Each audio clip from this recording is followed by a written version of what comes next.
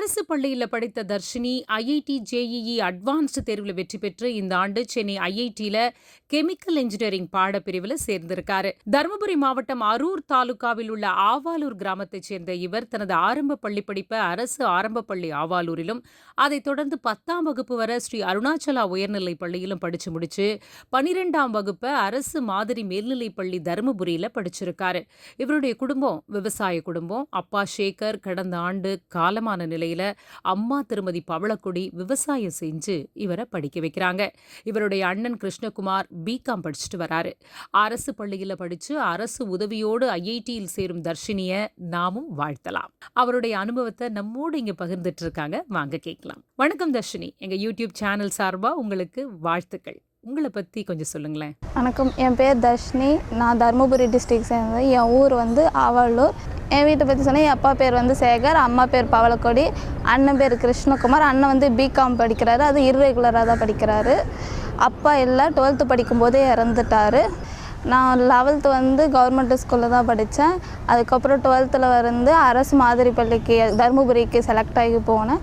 எனக்கு அங்கேருந்து அப்புறம் சென்னைக்கு COA சென்டர் ஆஃப் அகாடமிக் எக்ஸலன்ஸ்க்கு அங்கே JEE-க்காக ப்ரிப்பேர் ஆகிட்டு இருந்தேன். நீங்கள் IIT-ல சேரணும் அப்படின்னு எப்போ முடிவு பண்ணீங்க?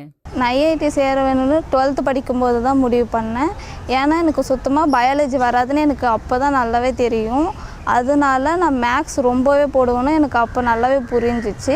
அதனால நான் IIT-ல எனக்கு கரெக்டாக படிக்கிறதுக்கான இடம் கரெக்டாக இன்ஜினியரிங்னு முடிவு பண்ணேன். ஏன்னா மேக்ஸ்னால இன்ஜினியரிங் தான்.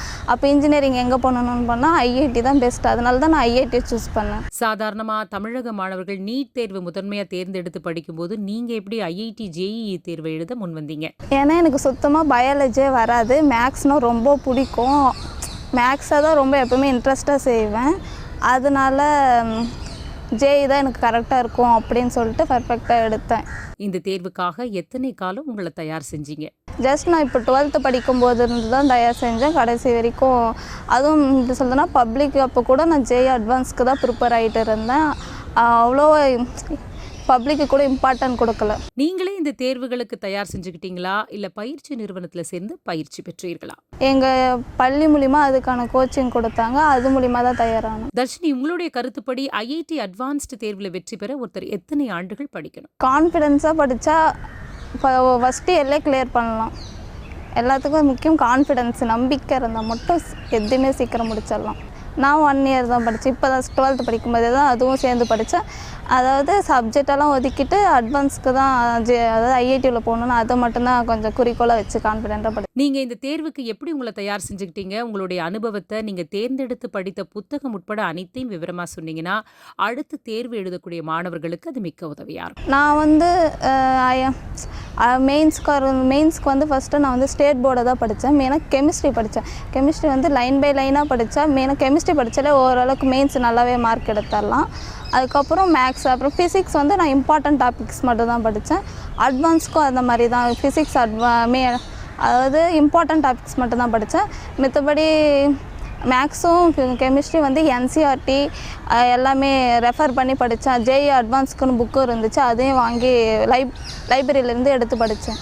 கணக்கு மற்றும் இயற்பியல்னாவே பயம்தான். இந்த 2 பாடங்களையும் எப்படி படிச்சிங்கன்னு சொன்னீங்கன்னா இன்னும் நல்லாயிருக்கும். எனக்கு மேக்ஸ்னால் சுத்தமாக பயம் இல்லை. ஏன்னா எனக்கு மேக்ஸ் அவ்வளோ பிடிக்கும். ஆனால் அதனால ஃபிசிக்ஸ் மட்டும் இம்பார்ட்டன்ட் டாபிக்ஸை படித்தேன். மேக்ஸை நம்ம ரொம்ப கஷ்டப்பட்டு படிக்க வேணாம். ஃபார்முலாஸ்லாம் கொஞ்சம் இன்டர்லிங்க் பண்ணிட்டாலே அங்கே இருக்கிற ஹோல் ஃபார்முலாம் கொஞ்சம் மேட்ச் ஆகும். அது அப்படியே மேட்ச் பண்ணி படித்தாலே ஈஸியாக இருக்கும். நான் அந்த மாதிரி தான் படித்தேன். வேதியியல் பாடத்தை எப்படி படிச்சிங்க? என்னென்ன புத்தகங்கள் உங்களுக்கு உதவியாக இருந்துச்சு? கெமிஸ்ட்ரி நான் லைன் பை லைனாக தான் படித்தேன். ஸ்டேட் போர்டு ப்ளஸ் NCERT மட்டும்தான் நான் கெமிஸ்ட்ரியை படித்தேன். வேறு எதுவும் நான் கெமிஸ்ட்ரி படிக்கலை. அரசு பள்ளிகளில் படிக்கும் மாணவர்களும் சாதனை செய்யலாம் அப்படின்றத நிரூபிச்சிருக்கீங்க. உங்களுடைய வெற்றிக்கு பள்ளி எப்படி உதவி செய்தது? என் வெற்றிக்கு என் பள்ளி ரொம்பவே ஹெல்ப் பண்ணாங்க. நான் ரொம்ப பயமாக இருக்க சொல்லி கூட அவங்க என்னை ரொம்ப என்கரேஜ் பண்ணி படிக்க வச்சாங்க. அதனால் என் ஸ்கூலுக்கு நான் ரொம்ப தேங்க்ஸ் சொல்லணும். அடுத்து தேர்வு எழுத நினைக்கக்கூடிய மாணவர்களுக்கு நீங்கள் என்ன சொல்ல விரும்புகிறீங்க? அடுத்து தேர்வு எழுத துடிக்கிற மாணவர்கள் என்ன சொல்கிறேன்னா, கான்ஃபிடென்ஸை எங்கே படித்தாலும் நம்பிக்கையோடு படிக்கணும். நம்ம அதை படிக்கிறதுக்கு எங்கே வேணாலும் போகணும். அதாவது இப்போ என்ன சொல்கிறேன்னா, நான் சென்னையில் அதாவது சென்டர் ஆஃப் அகாடமிக் எக்ஸலன்ஸில் தான் எனக்கு JEE Advancedக்கு பயிற்சி கொடுத்தாங்க. இப்போ அங்கே ஸ்டூடெண்ட்ஸை படிக்கிறதுக்கு 270 மெம்பர்ஸை செலக்ட் பண்ணியிருக்காங்க. ஆனால் 100 மெம்பர்ஸ் தான் வந்திருக்காங்க. ரிமைனிங் 170 மெம்பர்ஸ் வரவே இல்லை. அவங்களும் வந்தாங்களா என்ன மாரி ஐஐடி உள்ள பெரிய பெரிய இன்ஸ்டிடியூட்டில் போகலாம், அதனால் அவங்களும் வரணும்னு நான் கேட்டுக்கிறேன். அதாவது பேரண்ட்ஸ் நம்பிக்கை எங்கே இருந்தாலும் படிக்கிறதுக்காக ஃபஸ்ட்டு அனுப்பிச்சி விடணும். பசங்களை பயந்துக்கிட்டு இருந்தால் பசங்களால் படிக்க முடியாது. இவ்வளோ நேரம் எங்களோட பேசினதுக்கு மிக்க நன்றி. உங்கள் படிப்பை நன்கு படித்து பல மேற்படிப்புகளும் படித்து மென்மேலும் வளர்ந்து பல சாதனைகளை புரிய எங்களுடைய வாழ்த்துக்கள். நன்றி. Thank you sir. இந்த வீடியோ உங்களுக்கு பிடிச்சிருந்தா லைக் பண்ணுங்க, ஷேர் பண்ணுங்க, சப்ஸ்கிரைப் பண்ணுங்க, கமெண்ட் பண்ணுங்க, பெல் ஐக்கன் ப்ரெஸ் பண்ண மறந்து போயிடாதீங்க. அப்பதான் நாங்கள் போஸ்ட் பண்ற வீடியோவோட நோட்டிஃபிகேஷன் உங்களுக்கு வரும்.